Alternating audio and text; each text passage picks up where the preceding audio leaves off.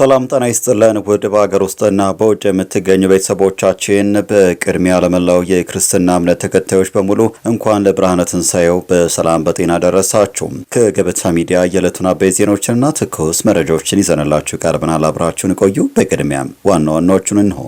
በፋሲካ ቀን የድል ዜና ተሰማ። መከላከያ የሱዳንን ኃይል አስፈረጥጠው። በተደጋጋሚ የኢትዮጵያ መንግስት ተፋላሚ የሆነው የሱዳን ፈጥኖ ደራሽ ኃይልን ትረዳለች ሲሉ የሚደመጡት ጀነራል አልቡርሃን ከቀናት በፊት ወታደሮቻቸው የኢትዮጵያን ግዛት አልፈው እንዲገቡ ማድረጋቸው ይታወሳል። ወታደሮቹ በርካታ ኪሎ ሜትሮችን ዘልቀው በመግባት ዝርፊያ ሲፈጽሙ ቆይቷል። አሁን ታዲያ በፋሲካ ዋዜማ ዕለት የኢትዮጵያ መከላከያ ሰራዊት ወደ ሱዳን ድንበር ዘልቆ መግባቱና የአልቡርሃን ጦር ከአፈር ደባልቆ ወደ መጣበት እንዲመለስ ማድረጉ ተሰምቷል። አነጋጋሪው ዜና እናጋራቸዋለን። ከዚሁ ጋር በተያያዘ በየል ዩኒቨርሲቲ የህዝብ ጤና ትምህርት ቤት የሰብአዊ ምርምር ላቦራቶሪ ያወጣው አዲስ ሪፖርት ኢትዮጵያ ለሱዳን ፈጥኖ ደራሽ ኃይል ወታደራዊ ድጋፍ እያደረገች መሆኑን የሚያሳዩ ከፍተኛ እምነት የሚጣልባቸው ማስረጃዎች ማግኘቱን ገልጿል። ይህም ቀጠናዊ ደህንነትን አደጋ ላይ ሊጥል ይችላል የሚል ስጋት ይፈጥራልን ብለዋል። በጥንቅራችን ተካቷል።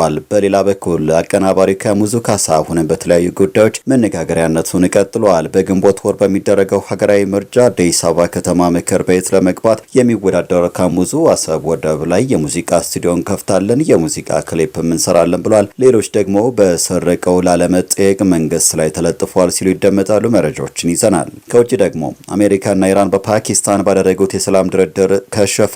ዓለም ዳግም ጦርነቱ ይጀምራል የሚል ከፍተኛ ስጋት ውስጥ ወድቃለች። አደራዳሪዋ ፓኪስታን ደግሞ ድርድሩ ቢከሽፍም ለተኩስ አቁም ስምምነታቸው ያላቸውን ቁርጠኝነት አክብረው ማስቀጠል ግድ ይላቸዋል ብላለች። ከኢስላማባድ የወጡ መረጃዎችን እናስደምጣቸዋለን።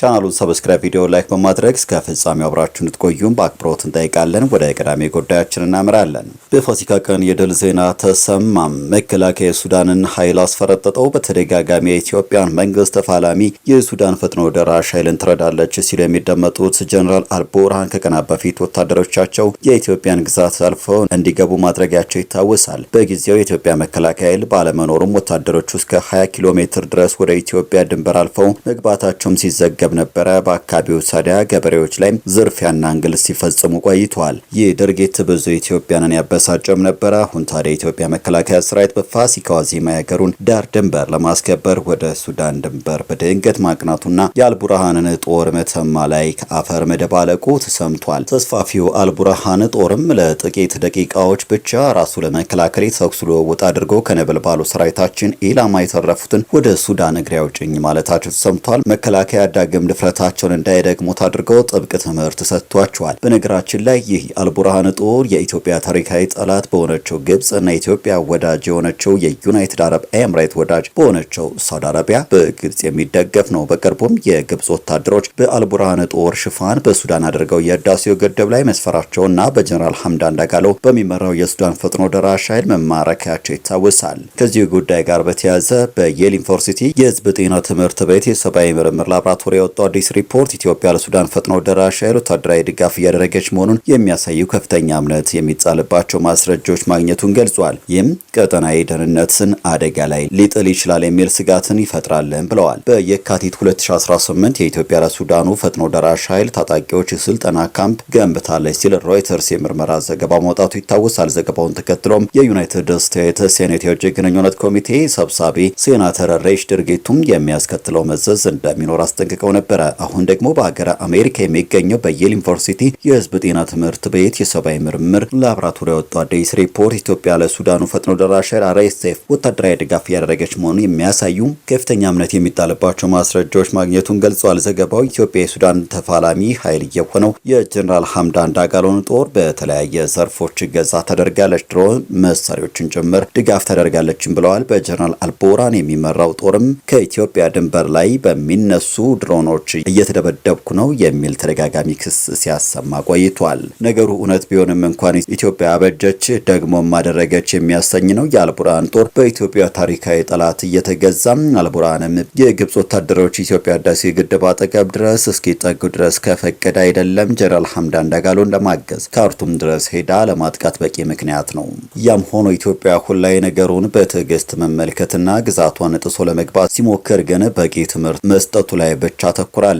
በቀጣይ መረጃችን አቀናባሪው ከሙዙ ካሳሁን በተለያዩ ጉዳዮች መነጋገሪያነቱን ይቀጥለዋል። በግንቦት ወር በሚደረገው ሀገራዊ ምርጫ አዲስ አበባ ከተማ ምክር ቤት ለመግባት የሚያደርገው ከሙዙ የሚወዳደረው ከሙዙ አሰብ ወደብ ላይ የሙዚቃ ስቱዲዮን ከፍታለን፣ የሙዚቃ ክሊፕ እንሰራለን ብለዋል። ሌሎች ደግሞ በሰረቀው ላለመጠየቅ መንግስት ላይ ተለጥፏል ሲሉም ይደመጣሉ። ከሙዙ ለዘንድሮ ምርጫ እጩ መሆኑ ከታወቀ በኋላ በሰጠው ኢንተርቪው መንግስት በጦርነትና ችግር ውስጥ ሆኖ ሀገር እየለወጠ ነው ብለዋል። ይህን አለመደገፍ የጤና ችግር ነው ሲልም ገልጾታል። አክሎም ገዢውን ብልጽግና ፓርቲ አለመደገፍ ለቁጭት ሊዳረግ ይችላል ሲል አስጠንቅቋል። እኔ የማምነው አብሮ በመስራትና ለውጥም ካለ አብሮ ማምጣት እዚህ ታሪክ ላይ መስራት በጣም ታሪካዊ ጊዜ እየሆነ ነው ለኔም እና እዚህ ታሪክ ላይ ወደፊት መሳተፍ የተሻለ ነው።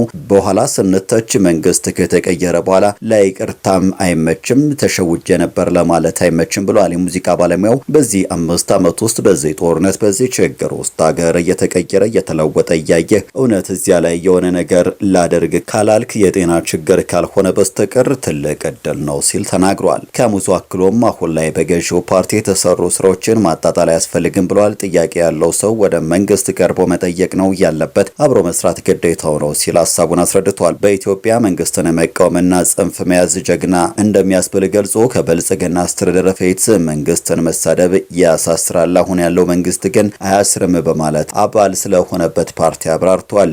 እዚህ ሀገር ስትቃወም ነው ጀግና የምትባለው፣ ስትደግፍ ግን ሀገር ወዳድ አይደለም፣ መደገፍ ግን ሀገር ወዳድነት ነው። ጽንፍ መያዝ ጀግና ያስብላል። ድሮ በነበረው አሰራር ላይ የሆነ መንግስትን ሰድበ መታሰር ጀግና ያስብላል፣ የሆነ መንግስት ደግሞ አያስርም በማለት አስረድቷል። ከሙዙ ካሳ በቃለ መጠይቁ ያነሳው ሌላኛው ጉዳይ አሁን ላይ የኢትዮጵያ መንግስት ዋና አጀንዳ ስላደረገው የባህር በርና ወደብ የማልማት ጉዳይ የተመለከተ ነው። ኢትዮጵያ በቅርቡ የአሰብን ወደብ እንደምታገኝ ጠቁሟል።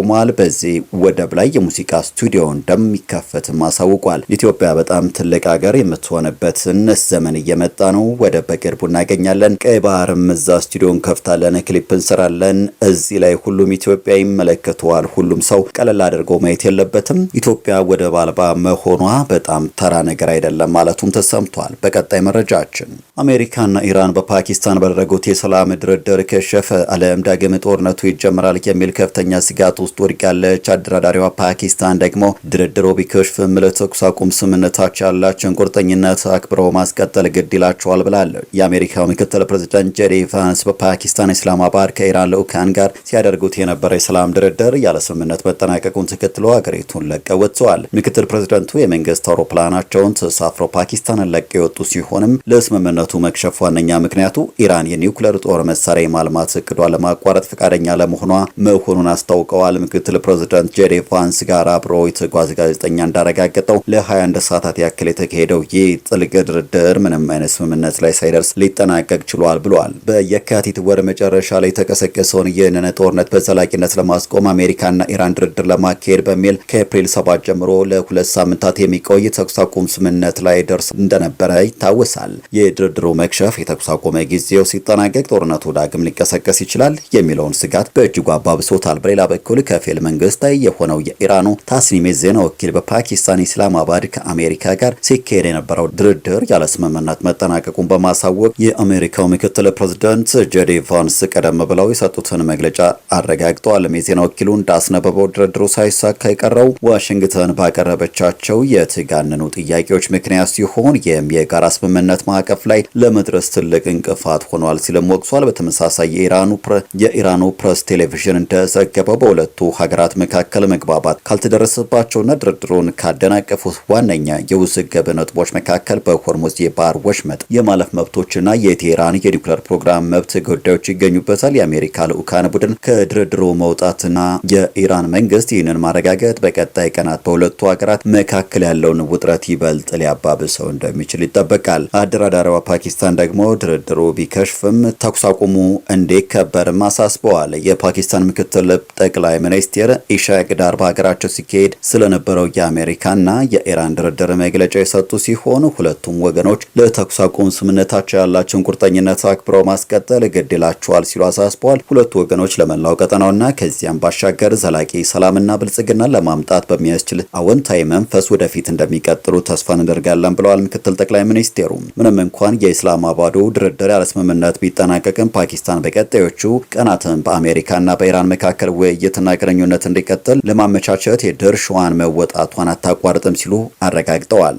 በተጨማሪም ኢሻቅ ዳር ሁለቱም ወገኖች ፓኪስታን የተኩስ አቁም ስምምነት ላይ ለመድረስ ያደረገችውን ጥረት ማድነቃቸውን ጠቅሰውም ለዚህ ምስጋናቸውን አቅርበዋል። አያይዘውም ተፋላሚዎቹ ወገኖች ዘላቂ ሰላም ለማምጣት በዚሁ በጎ መንፈስ እንደሚቀጥሉ ያላቸውን ጽኑ ተስፋ አድርገዋል። ውድ ተመልካቾቻችን ለዛሬ ያዘጋጀንላችሁ አበይት ዜናዎች እነዚህ ነበሩ። ገበታ ሚዲያን ሰብስክራይብ በማድረግ ቤተሰብ ይሁኑ እያልን እንሰናበታለን። ለመላ ክርስትና እምነት ተከታዮች መልካም በዓል እንዲሆንላችሁ ተመኘን። ጤና ይስጥልን።